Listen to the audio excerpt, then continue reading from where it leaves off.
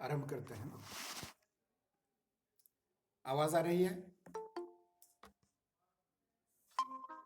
आ रही है ना? हाँ अवंती जी, मेरी आवाज आ रही है? हेलो धनश्री जी, मेरी आवाज आ रही है? हाँ सर, आ रही है। अवंती जी आ रही है क्या? ठीक है, कोई बात नहीं।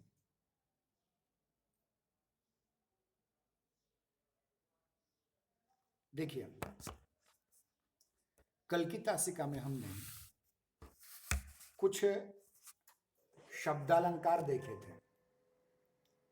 इन शब्दालंकारों में क्रमशः अनुप्रास, यमक और श्लेष, इन तीन अलंकारों पर हमने बहुत विस्तृत चर्चा की थी। आज हम अर्थालंकारों की ओर ध्यान देंगे और अर्थालंकारों में दो प्रकार के अलंकार होते हैं, एक सादृश्य मूलक और दूसरे वैषम्य मूलक, अर्थात जिसमें सादृश्यता दिखाई जाती है, समानता दिखाई जाती है, वो सादृश्य मूलक अलंकार होते हैं, और जिसमें विषमता दिखाई जाती है उनको वैषम्य मूलक अलंकार कहते हैं। इनमें से अलंकारों का जो राजा है, यानी सबसे लोकप्रिय और सबसे अधिक महत्वपूर्ण ऐसा एक अलंकार है जिसका नाम है उपमा अलंकार। आज हम उपमा अलंकार, इसी विषय को आपके सम्मुख डिटेल में प्रस्तुत करने का प्रयास करेंगे।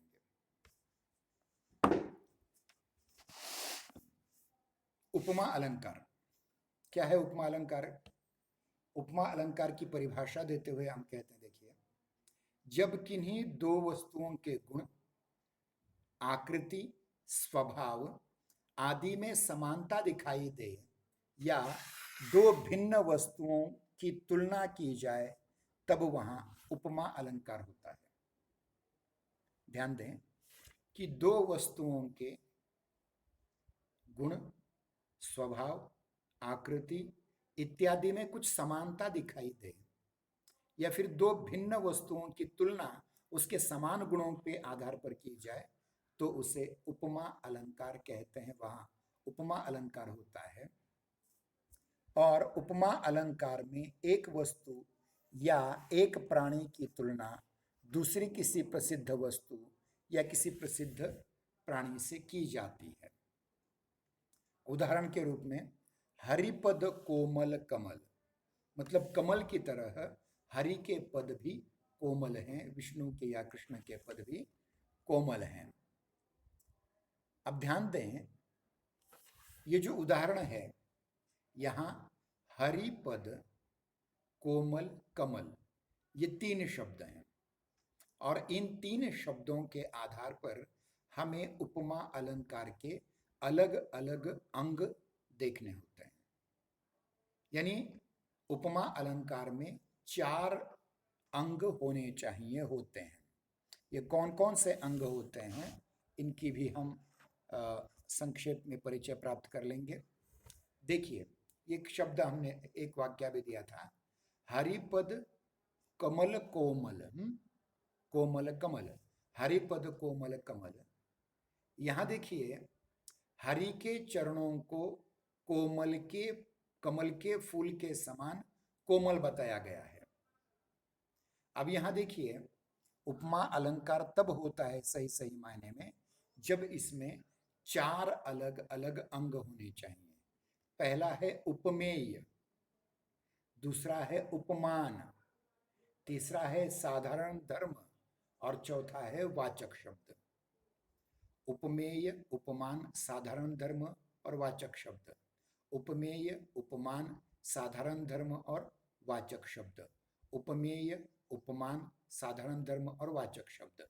अब जो उदाहरण हमने दिया है, इस उदाहरण में देखिए, उपमेय मतलब जिसकी उपमा दी जाए, उपमान जिसको उपमा दी जाए, साधारण धर्म उन दोनों में समानता क्या है ये, और उसका वाचक शब्द जिस शब्द के माध्यम से उन दोनों की समानता कही जाए। उदाहरण के रूप में सागर सा गंभीर हृदय हो, गिरी सा ऊंचा हो जिसका मन। क्या उदाहरण देखिए, सागर सा गंभीर हृदय हो, गिरी से ऊंचा हो जिसका मन। यानी क्या कहा गया है कि हृदय जिसका गंभीर हो, गहन हो, सागर जैसा, सागर की गहराई जैसी होती है उसकी उतनी हृदय की गहराई हो, और गिरी मतलब पर्वत जैसी ऊंचाई जिसके मन की हो। अब यहां देखिए उपमेय क्या है, ये पहले हमें समझना इस आधार पर, इस उदाहरण के आधार पर। उपमेय जिस वस्तु या व्यक्ति के बारे में बात की जा रही है या जो वर्णन का विषय है उसे उपमेय कहा जाता है। और इस उदाहरण में हृदय और मन ये दो उपमेय हैं। क्या है देखिए, सागर सा गंभीर हृदय हो, गिरी सा ऊंचा हो जिसका मन। यहां सागर सा गंभीर हृदय, इसमें हृदय को उपमा दी जा रही है, इसलिए ये उपमेय है। और गिरी सा ऊंचा हो जिसका मन, यहां मन उपमेय है जिसको उपमा दी जा रही है। अब किसकी दी जा रही है उसे उपमान कहा जाता है। उपमेय जिसको उपमा दी जा रही है और उपमान जिसकी उपमा दी जा रही है। उपमान देखिए इसी वाक्य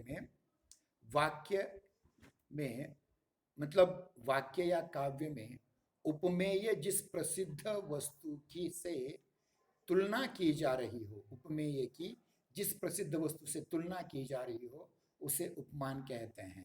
और इस उदाहरण में सागर और गिरी ये उपमान है क्रमशः हृदय और मन के। उपमेय समझ में आ गया, जिसकी उपमा जिसे उपमा दी जा रही है, और उपमान जिसकी उपमा दी जा रही है। अब तीसरी चीज है साधारण धर्म। साधारण धर्म उपमान और उपमेय के बीच के साधारण समानता के को सूचित करता है। अर्थात जो गुण उपमान और उपमेय इन दोनों में ही समान हो, या जिसके आधार पर दोनों की तुलना की जा रही हो, उसे साधारण धर्म कहा जाता है। और इस दिए गए वाक्य में गंभीर और ऊंचा, गंभीर और ऊंचा ये साधारण धर्म है। मतलब सागर की गंभीरता और पर्वत की ऊंचाई ये दोनों साधारण धर्म हैं। अब वाचक शब्द मतलब देखिए कि उपमेय है जिसको उपमा दी जा रही है वो है, उपमान जिसकी उपमा दी जा रही वो है, जिस बारे में जिस गुण के बारे में दी जा रही, जिस धर्म के बारे में दी जा रही वो साधारण धर्म भी है। लेकिन इन सबको जोड़ने वाला एक अन्य होता है, उसे कहते हैं वाचक शब्द।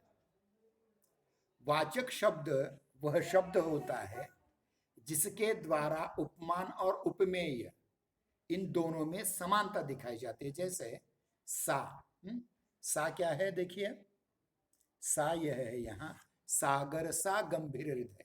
तो इसमें सा जो शब्द है ये वाचक शब्द है जो हृदय की गंभीरता को सागर की गहराई से समानता दिखाता है, सा।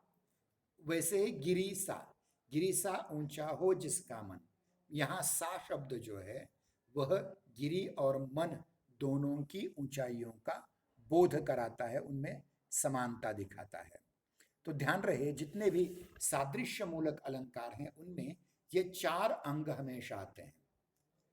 उपमा, उपमेय जिसको उपमा दी जाती है, उपमान जिसकी उपमा दी जाती है, तीसरा इन दोनों में साधारण धर्म क्या है, सामान्य धर्म क्या है, सामान्य गुण क्या है जिसके आधार पर दोनों की तुलना की गई हो, और चौथा वाचक शब्द।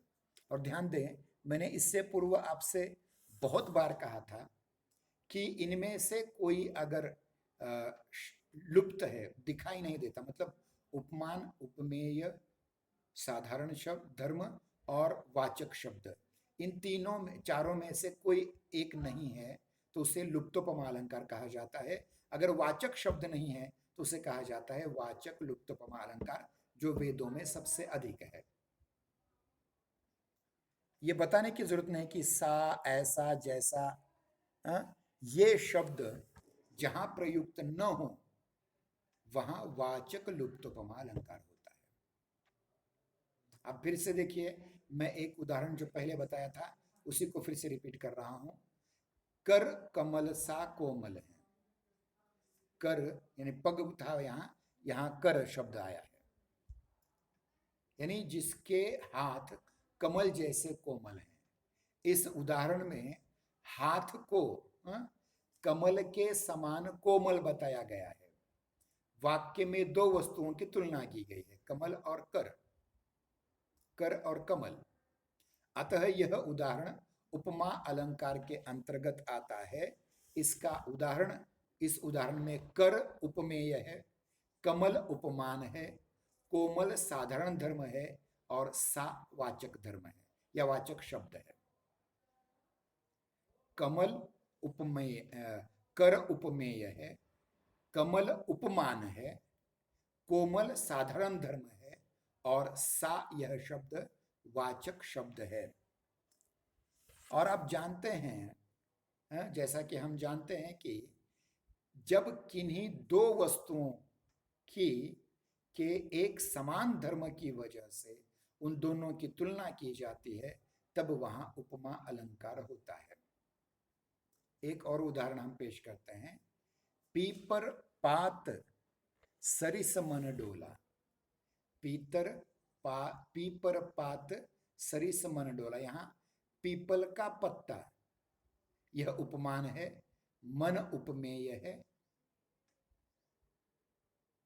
डोलना ये जो क्रिया है यह साधारण धर्म है और सरिस या सरीखा ये जो है यह वाचक शब्द है। फिर से कहता हूं, देखिए, पीपर पात सरिस मन डोला, इसमें मन उपमेय है, पीपर पात उपमान है, डोला यह साधारण धर्म है और सरिस अर्थात के समान यह वाचक शब्द है। जैसा कि हम जानते हैं कि जब किन्हीं दो वस्तुओं की उसके एक समान धर्म की वजह से तुलना की जाती है तब वहां उपमा अलंकार होता है। तो इसमें भी, इस वाक्य में भी जिसका उदाहरण हमने दिया था, पीपर पात सरिस मन डोला, यह उपमा अलंकार का उत्कृष्ट उदाहरण है। इसके उपरांत और भी कुछ उदाहरण हम देखेंगे। मुख चंद्रमा सा सुंदर है। मुख चंद्रमा सा सुंदर है, यहां मुख उपमेय है, चंद्रमा उपमान है, सुंदर यह साधारण धर्म है और सा यह वाचक शब्द है। अब यहां देखिए, मुख चंद्रमा सा सुंदर है। मैं फिर से कहता हूं कि मुख उपमेय है, चंद्रमा उपमान है, सुंदर साधारण धर्म है और सा वाचक शब्द है। इसलिए यह उपमा अलंकार के अंतर्गत आएगा। एक और उदाहरण देखते हैं। नील गगन सा शांत हृदय था रो रहा। यहां नील गगन यह उपमान है, हृदय उपमेय है, शांत यह उन दोनों का साधारण धर्म है और सा ये जो शब्द है वह वाचक शब्द के अंतर्गत आता है। तो इस प्रकार हम देखते हैं कि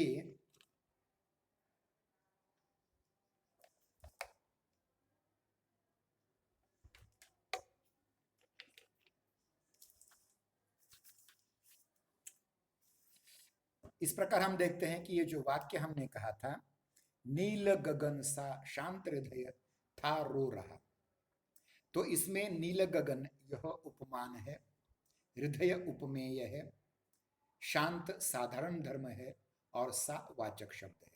इस प्रकार से आपको दिए गए वाक्य में उपमेय कौन सा है, उपमान कौन सा है, साधारण धर्म कौन सा है और वाचक शब्द कौन सा है, इसके लक्षण पहचान में आने चाहिए, तभी आप साहित्य शास्त्र का बहुत अच्छी तरह से अध्ययन कर सकते हैं। अब देखिए, एक अन्य उदाहरण हम कहेंगे। हाय फूल सी कोमल बच्ची हुई राख की थी ढेरी। हाय फूल सी कोमल बच्ची हुई राख की थी डेरी। रस की दृष्टि से यह करुण रस का उदाहरण है और उपमा अलंकार का उदाहरण है। इसमें देखिए कि बच्चे की तुलना फूल की कोमलता से की है, इसलिए हम ये जानते हैं कि इसके अंतर्गत फूल यह उपमान है, बच्ची यह उपमेय है और कोमल यह साधारण धर्म है और सी यह वाचक शब्द है। इस प्रकार से हम देखते हैं कि उपमा अलंकार आपके सम्मुख हमने प्रस्तुत किया है। और एक महत्वपूर्ण बात हमने कही थी कि उपमा अलंकार यह एक सादृश्य मूलक अलंकार है और सादृश्य मूलक अलंकार में दो वस्तुओं, दो प्राणियों, दो मनुष्यों, दो संकल्पनाओं के साधारण धर्म, सामान्य धर्म की बात की जाती है।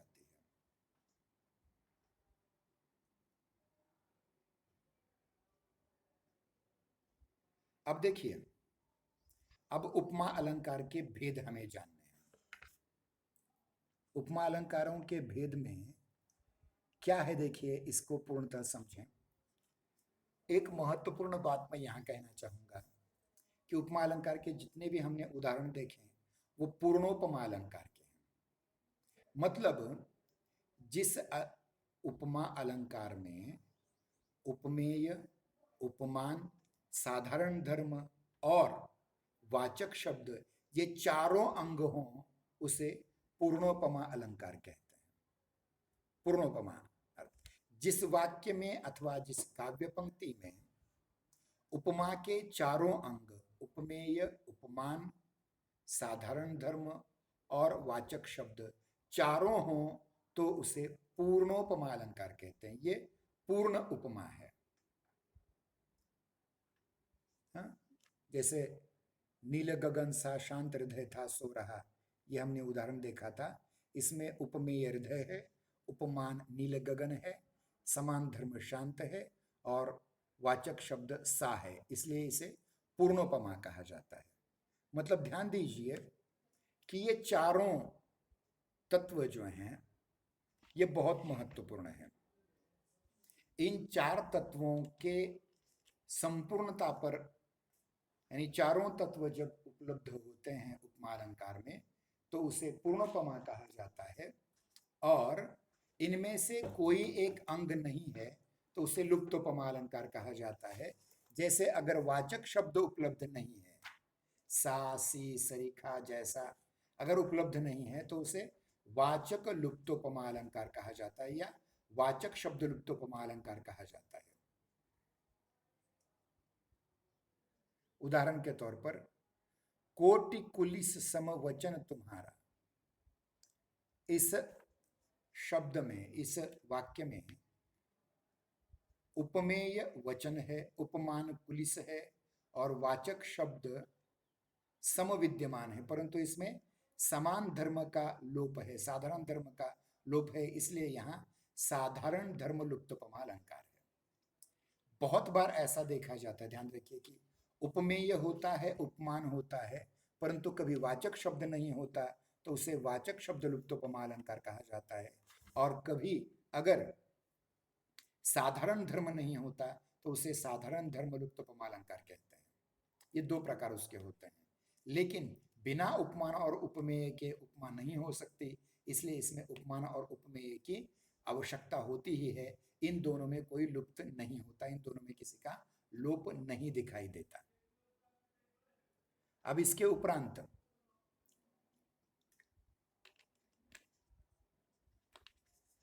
उपमा अलंकार का अन्य अलग भेद है, ध्यान दें। उपमेय, उपमान, साधारण धर्म और वाचक शब्द, इन ये चारों के चारों जब उपलब्ध हों तो उसे पूर्णोपमा कहते हैं। इन चारों में से कोई एक न हो तो उसे लुप्तोपमा कहते हैं। उपमान और उपमेय प्रत्येक उपमा अलंकार में होते हैं, परंतु कभी कभी वाचक शब्द नहीं होता या कभी कभी साधारण धर्म नहीं होता, तो लुप्तोपमा अलंकार के भी दो भेद होते हैं। एक होते हैं वाचक शब्द लुप्तोपमा अलंकार, जब उसमें वाचक शब्द का प्रयोग नहीं होता, और जब दोनों में के समान धर्म की बात नहीं की जाती तब भी उसे समान धर्म लुप्तोपमा अलंकार कहते हैं। तो देखिए, पूर्णोपमा, वाचक शब्द लुप्तोपमा, साधारण धर्म लुप्तोपमा, ये तीन अलंकारों के प्रकार देखे। अब अगला प्रकार है मालोपमा अलंकार। किसी काव्य पंक्ति में एक से अधिक उपमेय और उपमान उपस्थित हो, एक से अधिक उपमेय और उपमान उपस्थित हो, जिससे ऐसा प्रतीत हो कि काव्य में उसकी एक प्रकार से माला बन गई हो, तो वहां मालोपमा अलंकार होता है, वहां मालोपमा अलंकार होता है।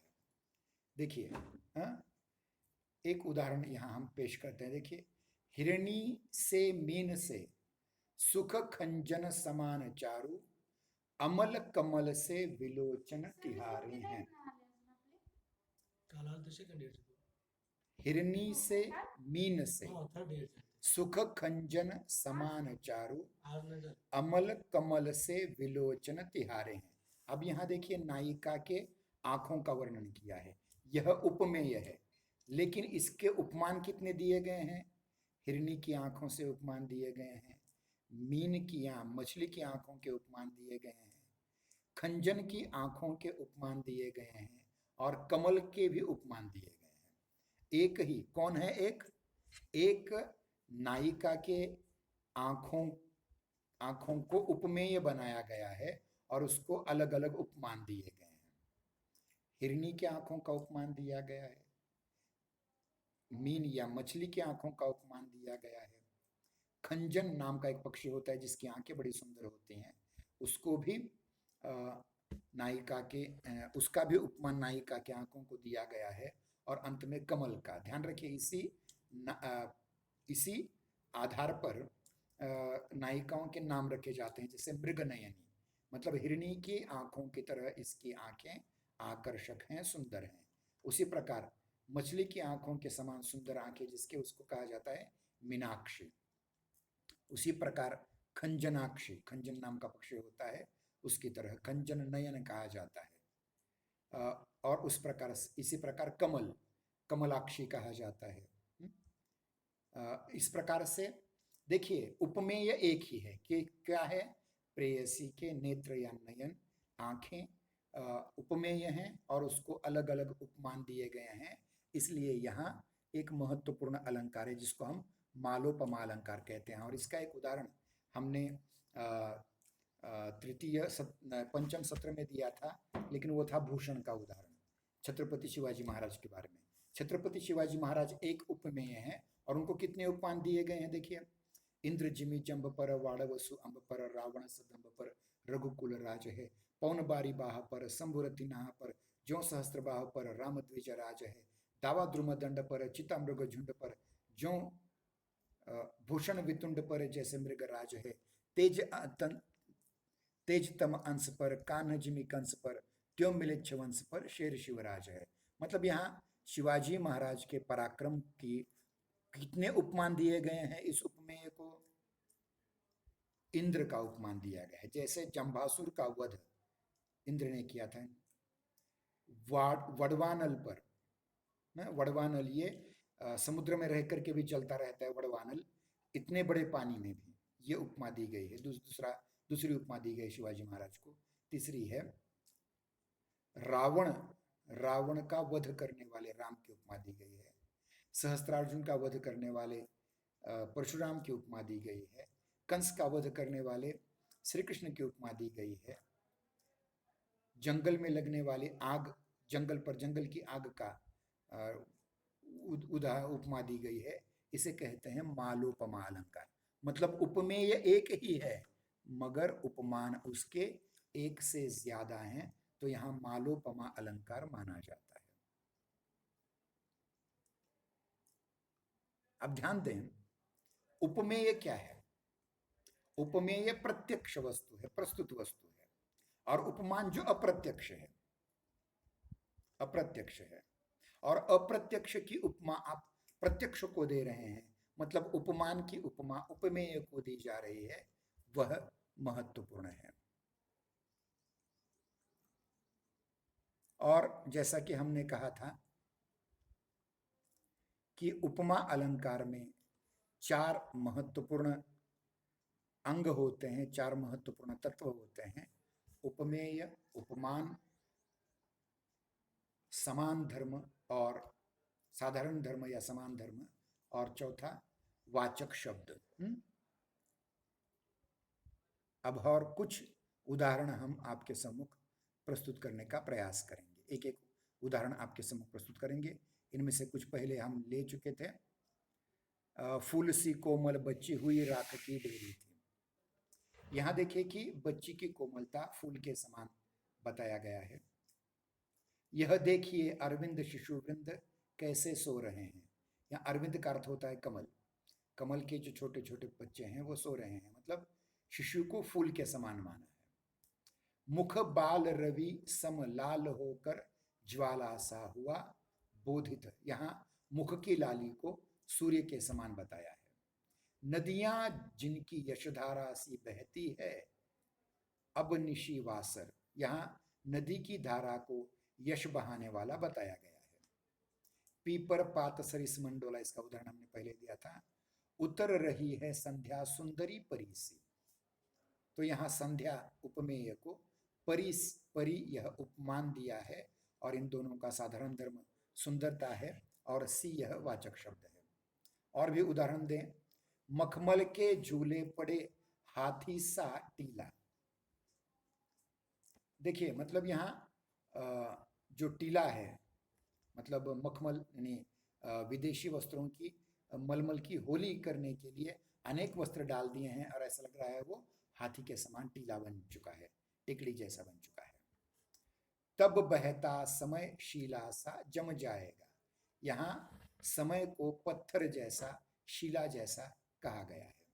सहस्र बाहु सम रिपु मोरा, यानी सहस्त्र बाहु जैसा मेरा शत्रु है, ऐसा परशुराम कह रहे हैं। चांद सी उजली जाली, यानी चांद के समान उजली जाली को बताया गया है। वह दीप शिखाशी शांत भाव में लीन।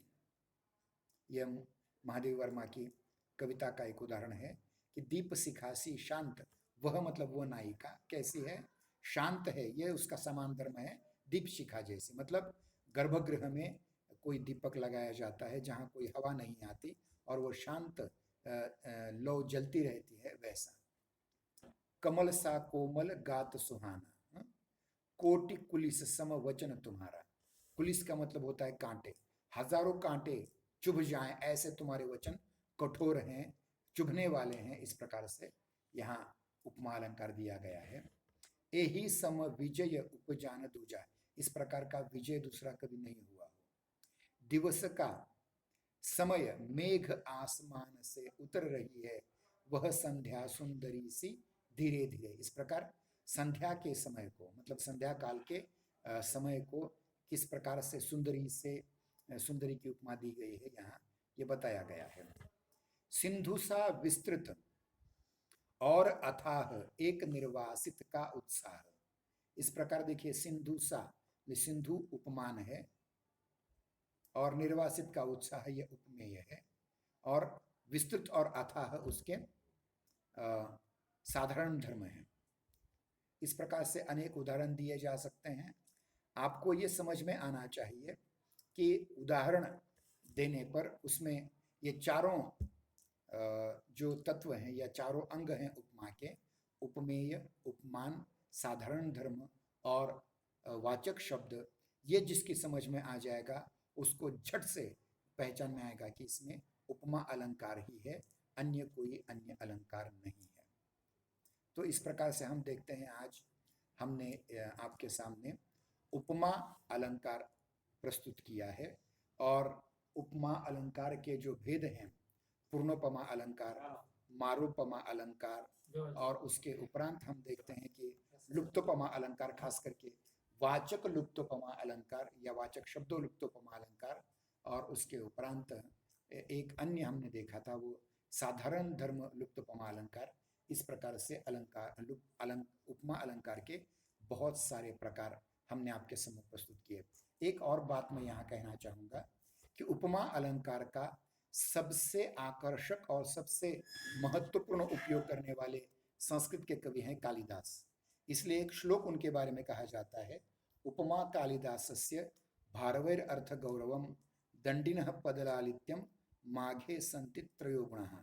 इस प्रकार से ये बात आपके ध्यान में आ गई होगी कि उपमा अलंकार का सर्वाधिक प्रयोग करने वाले संस्कृत के प्रकांड पंडित और विद्वान कवि नाटककार कालिदास का नाम लिया जाता है। कालिदास ने एक खंड काव्य लिखा जिसका नाम है ऋतुसंहार, एक संदेश काव्य लिखा जिसका नाम है मेघदूतम, दो महाकाव्य लिखे जिनके क्रमशः नाम है कुमार संभवम और दूसरा उसका है कुमार संभवम के बाद शिल्पालवधम। और उनके नाटक तीन प्रसिद्ध हैं, बहुत महत्वपूर्ण नाटक। पहला नाटक है मालविकाग्निमित्रम, दूसरा नाटक है विक्रमोर्वशीयम, और तीसरा जो दुनिया का सबसे ज्यादा खेला जाने वाला और सबसे ज्यादा छपा गया नाटक है अभिज्ञान शाकुंतलम।